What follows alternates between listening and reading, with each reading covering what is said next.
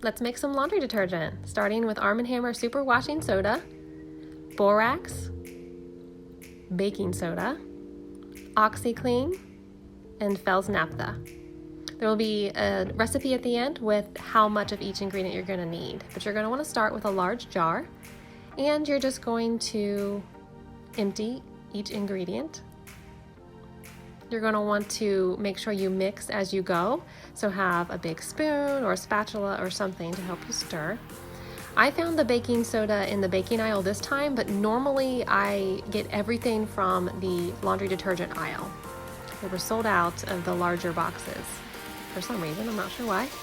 But you're just going to want to mix everything in and stir as you go. And the most difficult part for sure is grating the Fels naphtha. It's an arm workout, but you only do it once a year, so it's doable. You want to make sure you give it a really good mix, get everything in there evenly, and then you're done. Here's your recipe. Enjoy.